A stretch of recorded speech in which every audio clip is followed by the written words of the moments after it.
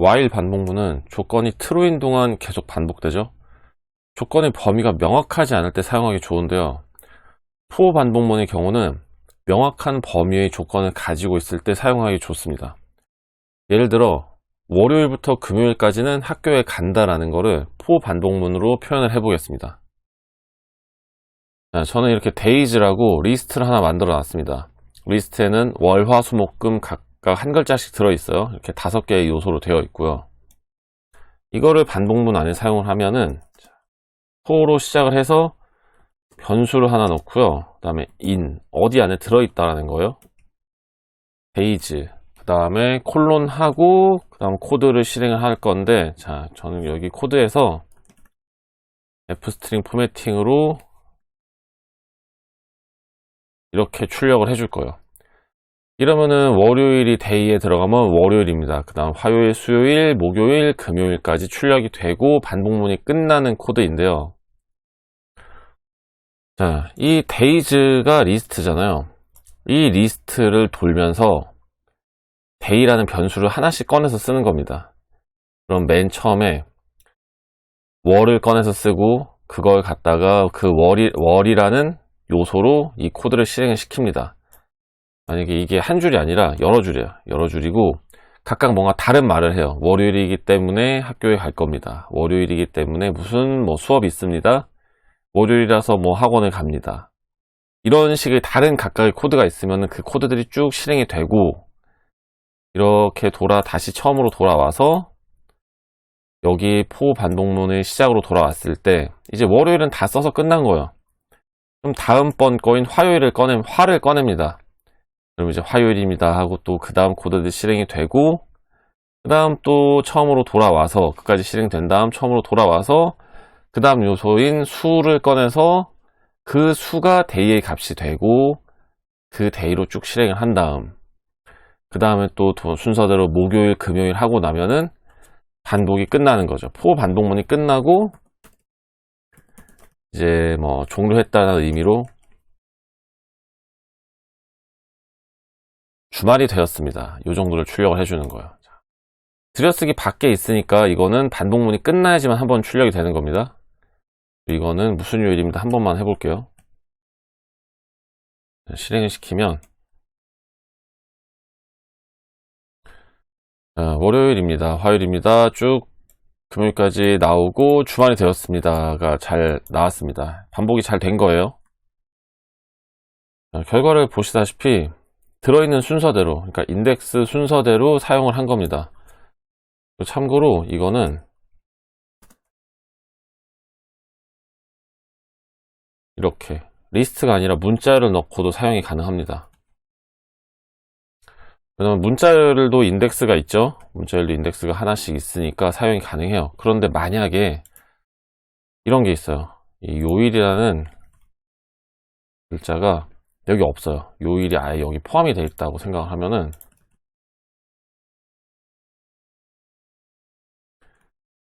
리스트의 경우에는 문제가 없죠. 월요일입니다, 화요일입니다 이렇게 쭉 문제가 없어요. 그런데 만약에 이런 식으로 사용을 하진 않겠죠. 당연히 이런 글자를 만들어 놓고 사용을 하진 않겠지만 이렇게 해서 실행을 하면 어떻게 될까요? 당연히 이런 식으로. 왜냐면 한 글자씩 들어가잖아요. 이제 리스트에서 인덱스를 살 때는 이렇게 하나씩이지만 문자의 경우는 한 글자씩이 인덱스죠. 그렇기 때문에 이렇게 사용을 할 수 없습니다. 그리고 보통 이제 for 반복문 사용할 때는 당연히 이런 문자열보다는 리스트 같은 거를 범위로 훨씬 많이 사용을 합니다. 그리고 그 밖에 여기 범위에 넣는 걸로 많이 사용하는 것 중에 range라고 있습니다. 보여드릴게요. 일단 이거는 변수 처리를 해놓고요. 그리고 while 반복문을 할 때 이런 걸 했었죠. 이렇게 여기를 복사해와서 이렇게 일단 넣어 볼게요. 지금 천바퀴를 돌리기 위해서 이런 걸 했어요. 요거를 for 반복문으로 바꿔 볼게요. 그리고 1000바퀴는 너무 많으니까 10바퀴만 할 거예요. 그래야지 제가 출력된 걸 보고 설명을 드릴 수가 있어요.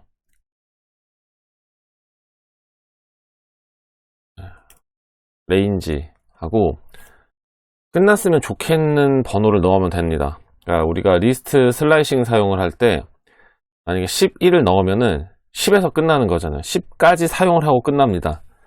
그러니까 지금 10바퀴를 하려면 11이 들어가야지 10을 사용을 하게 되는 거예요.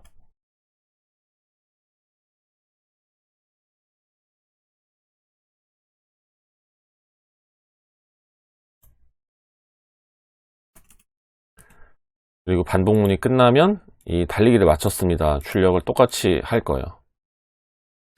이건 주석 처리하고 지금 Y문은 필요가 없죠. 실행시켜 보면은 자 우리가 11을 넣어서 숫자 10까지만 사용해서 10바퀴째로 잘 끝났습니다. 그런데 보시면 0부터 시작을 합니다. 0부터. 이것도 어찌 보면 당연한 거예요.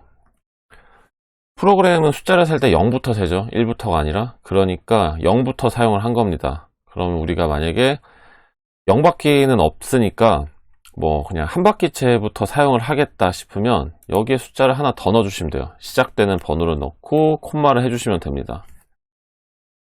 그 다음에 다시 실행을 시켜보면은 자 여기 1부터 시작을 했어요.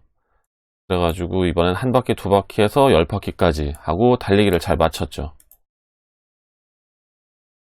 그럼 이거를 살짝 응용을 해서 한번 사용을 해 볼게요. 자 1부터 100까지 더하는 거를 한번 반복문으로 만들어 볼 겁니다. 그러면 1부터 100까지 하려면 일단은 출력을 해 볼게요. 1부터 100까지 출력을 하고자 하면 여기 뒤에 숫자만 바꿔주면 되죠. 101 101이야지 100까지 나올 겁니다.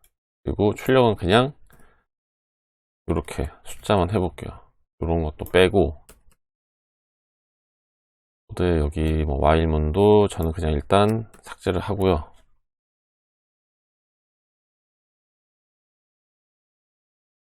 실행을 시켜보면 100까지 자리를 출력이 됐어요. 이렇게 쭉 올라가 보면은 1부터 시작을 해서요. 그럼 이제 이 숫자를 다 사용을 할 수 있으니까 저 반복문 안에서 더하기만 하면 됩니다. 그럼 어떻게 더하느냐? 뭔가 변수가 있어야지 그 더한 값을 담겠죠? 그럼 이 반복문 밖에 변수를 하나 만들게요. 숫자 0. 아무것도 안 더한 처음의 값입니다. 0. 그 다음에 저기에다가 더하는 거예요.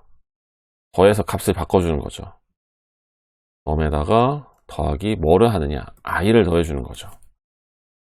자, 그러면 처음엔 이 넘의 상태가 0이었잖아요. 0에다가 i가 1이니까 1을 더해주게 될 거예요.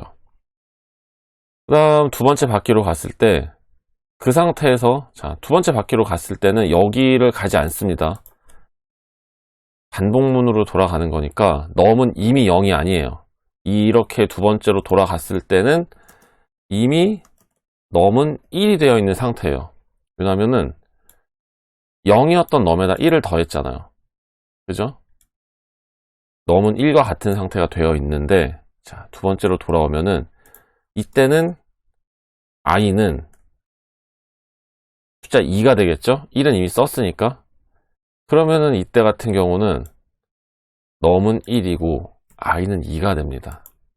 그러면 그 다음은 넘은 3이 되고요. 이런 식으로 돌면서 계속 쌓아주는 겁니다.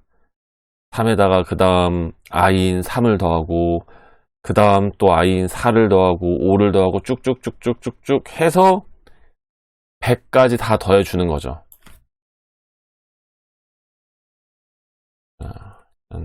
없는 거 지우고 실행을 해볼게요. 그 다음에 마지막에는 그러면은 넘을 프린트를 해볼까요? 다 끝나고 났을 때의 넘이 무엇인지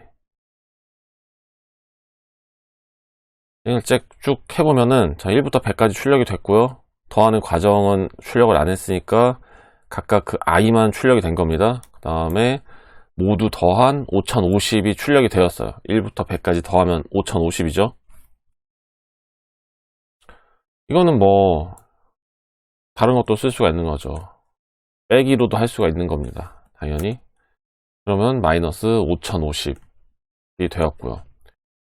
그리고 이거는 while문에서 말씀드린 것처럼 줄일 수가 있습니다. 지금은 백이니까